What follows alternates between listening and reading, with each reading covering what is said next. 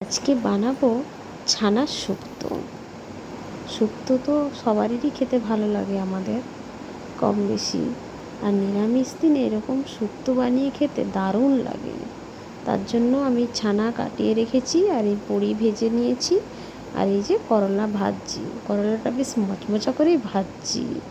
মচমচা করে ভাজলে জানেন তো তিতা ভাবটা আবার কেটে যায়। আর এই সব রকম সবজি, গাজর, সজনে ডাঁটা, বেগুন, কুমড়ো, রাঙা আলু, পেঁপে, যা সবজি দিতে মন চায় সব রকম সবজি দিয়ে দেবেন। কাঁচকলা, সব রকম সবজি টবজি কেটে ধুয়ে রেখেছি। আর এই করলাটা ভাজার পরে তুলে নিলাম। তুলে নিয়ে ওই কড়ার মধ্যে একটু সরষা ফোড়ন, একটু পাঁচ ফোড়ন দিয়ে দিলাম। দিয়ে একটু তেলের মধ্যে একটু ফটফট ফটফট আওয়াজটা হবে, তারপরে ওর মধ্যে আমি সব রকম সবজিটা দিয়ে দেবো। আর জানেন তো এই সবজিটার মধ্যে আমি একটু কচুও দিয়েছিলাম। কচিটা দিলেও দারুণ লাগে খেতে, দারুণ। এটা দিয়েই, শুক্তোটা দিয়েই এক থালা ভাত খাওয়া হয়ে যাবে, এত টেস্টি টেস্টি লাগে। আর আমার হাতের শুক্তো যে খাবে একবার, সে আর জীবনেও ভুলতে পারবে না। সবজিগুলোকে ভালো করে ভাজতে হবে। রান্নাটা একটা আর্ট, রান্না সবার দ্বারা হয় না। আর এটাকে ভালোবেসে করতে হয়, তবেই কিন্তু রান্নার কিন্তু স্বাদ বাড়ে। একটা কথা আছে না, আগে দেখনদারি তারপর গুণধারী। আগে দেখতে যেমন সুন্দর হয়। আর আমি এই যে সব রকম সবজিটাকে নুন, হলুদ, একটু জিরার গুঁড়ো দিয়ে ভেজে নিচ্ছি। এটা ভাজা হতে থাকবে। আর আমি আজকে রিফাইন তেল দিয়েই করছি। আপনারা চাইলে সরষের তেল দিয়েও করতে পারেন, তবে সরষের তেল বেশি না খাওয়াটাই ভালো। আর এখানে আমি আদা বেটে নিচ্ছি শিলে।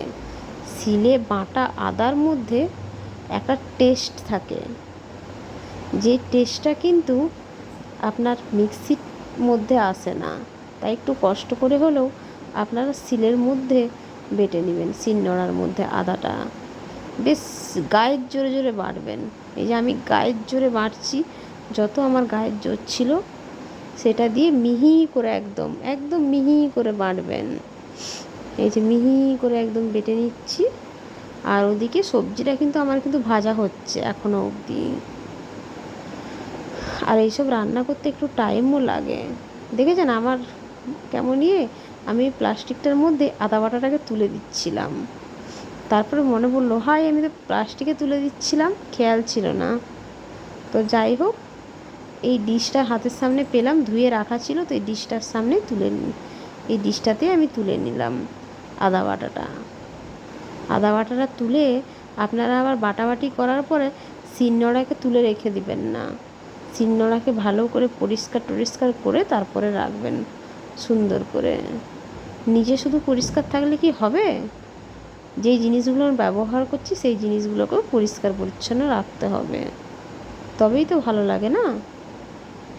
সংসার মানেই তো সংসেজে পরিশ্রম করা যাকে বলে। তো সেটাই আমি করছি। আর আমি চেষ্টা করি একটু ভালোভাবেই রান্নাটা মনোযোগ দিয়ে করার। আর এই যে টায়ার্ড হয়ে পড়েছি বলে মেয়ে আবার একটু খাইয়ে দিল ঠান্ডা ঠান্ডা কুলকুল। মেয়ে তো, মেয়ে দেখবেন একটু মায়েদের প্রতি একটু আলাদা একটু ভালোবাসা, একটু ফিলিংস থাকে, সেই জন্য ও দেখে আবার একটু ঘামটা মুছিয়ে দিল, বললো মাম্মা তুমি এত কষ্ট করছো রান্না করতে। এই যে দেখেছেন ভাজা হয়েই এসছে আমার, ভাজা প্রায় হয়েই গেছে একদম সবজিগুলো। আর গ্যাসের মধ্যে কড়াটা বসছে না কেন জানেন তো? আমি মানে মুখটা পাল্টাপাল্টি করে নিয়েছি, এটার মুখ ওটাতে, ওটার মুখ ওটাতে, ওই জন্য বসছে না। আর সবজিগুলো ভাজা হয়ে যেতে আমি ওর মধ্যে আদা বাটাটা অ্যাড করে দিলাম, মানে যোগ করে দিলাম।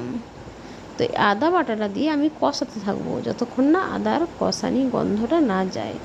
আদার কিন্তু একটা গন্ধ থাকে, তো ওই ওটা কষাতে কষাতে ঠিক মানে গন্ধটা চলে যাবে।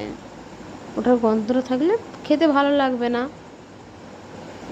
বাজে লাগবে খেতে, সেই জন্য আমি কষাতে থাকছি।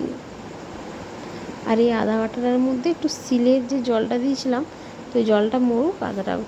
আর এই যে ছানা কাটিয়ে রেখেছি আমি, ছানাটা ঘরে বানিয়েছি, দেখেছেন কি সুন্দর ছানাটা হয়েছে। আপনারা ছানাটা না কিনে বাড়িতে বানাবেন, বাড়িতে বানাবেন, দেখবেন ছানাটা বেশি টেস্টফুল হবে আমার মতন। আর এই যে আদাটা দেখলাম কষানো হয়ে গেছে, আর কোনো গন্ধ নেই, সেই জন্য আমি জল ঢেলে দিলাম। আর এই যে এখানে একটু পোস্ত বেটে নিয়েছি, তো এই পোস্তটা বাদেও আর একটু পোস্ত দিয়েছিলাম, তো এই পোস্তটার মধ্যে একটু সরষাও বেটে রেখেছিলাম, আমি একটু সরষা আর পোস্ত মিলিয়ে বেটেছিলাম, শিলেই বেটেছিলাম, সেটা আপনাদেরকে আর দেখানো হয়নি। আর এই যে জল প্রায় মরেই এসছে, দেখছি সব সিদ্ধ হয়েছে কিনা, কচুটা বিশেষত সিদ্ধ হয়েছে কিনা সেটাই দেখছি আমি।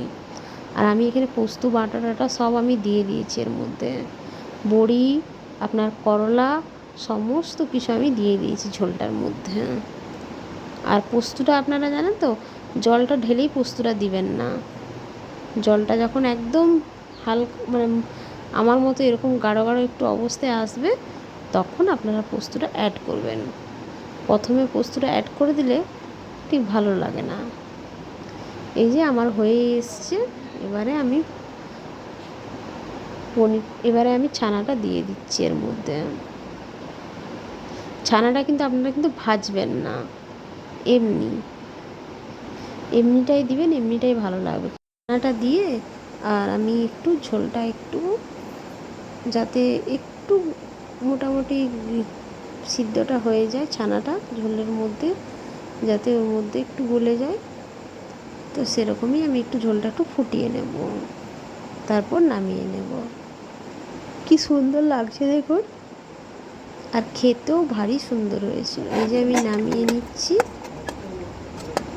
এবার স্নানটা করে এসে গরম গরম ভাতটা আগে খাবো। আপনারা খেয়ে সবাই জানাবেন কেমন হয়েছে।